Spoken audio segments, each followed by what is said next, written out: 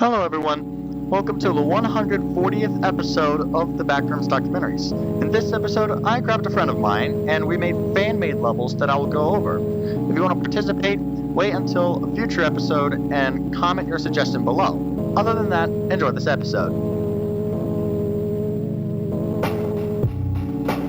Here is how I find out if a level is fan-made and not just a joke level.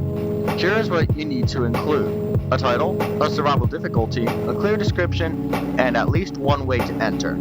Here are things that you can add that are optional: images, entities, bases and outposts, and exits. Exits are optional as if there isn't a way out. What you cannot include are memes, because it will instantly make them considered joke levels. Here is the first fan-made level that one of my friends submitted through DMs. The first fan-made level that I will go over is by my friend whose username is user Bonnie, and her level is called Sanity. Sanity has a survival difficulty of class variable, mysterious properties, scarce information, sudden changes in environment. Sanity takes the form of a maze. The maze is actually seen differently for everyone depending on their age. Kids will encounter a judgment entity that will help them lead the way out and give them proper food and drinks. There will also be a tricker entity who will act the opposite of the judgment entity by leading them to the wrong way and feeding them bugs and slime. Teenagers will go through strict judgment and they will have to just answer 3 questions.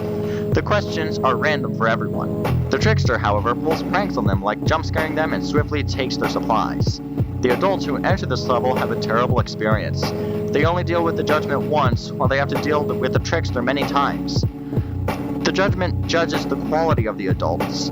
If the quality of the adults are bad, then the judgment will let many tricksters mess with them. If the quality is good, then the judgment will only release 3 tricksters, which is more preferable than many tricksters. The reason why the survival difficulty is class variable is because it depends on how old you are. For kids, they just have to follow the rules in the maze.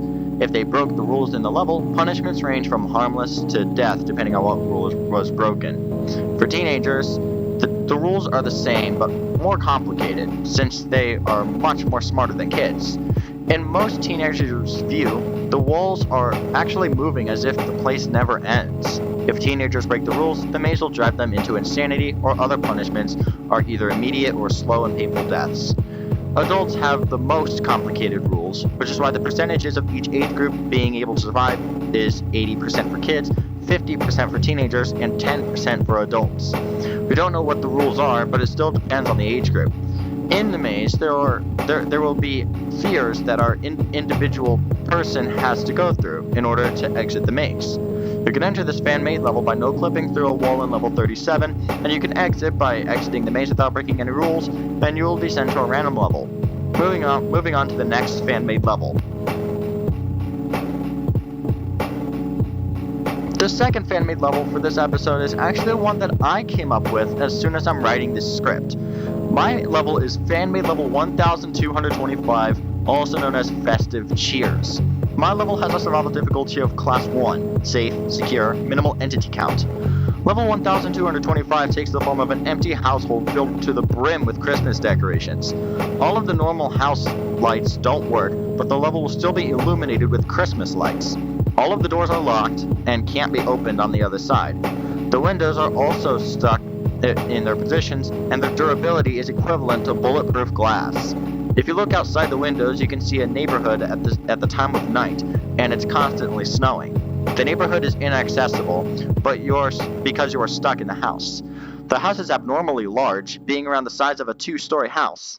Every 5 minutes that you stay in level 1225, there will be a random present under the Christmas tree.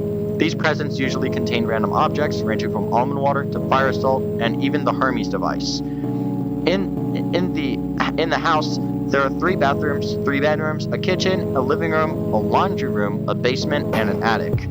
A radio is present in the living room, playing Christmas music. These songs are actually songs from the front rooms. There is only one entity here, and it's actually the presents. The presents are considered the only entities in my fan-made level 1225. It's because they randomly appear for every 5 minutes that you stay in them. There are no bases, and to enter level 1225, you can stay in a house and sleep on a bed in level 9. This is rare because all of the doors will lock, and it will start snowing. Once there are Christmas decorations, you have entered level 1225. To exit this fan-made level, you can no-clip into the Christmas tree, and you'll enter the gift plane. You can also break down the front door to re-enter level 9. That wraps up the fan-made levels, and I hope you guys enjoyed. The next episode will talk about level 41 of the Backrooms, and I will see you in the next time.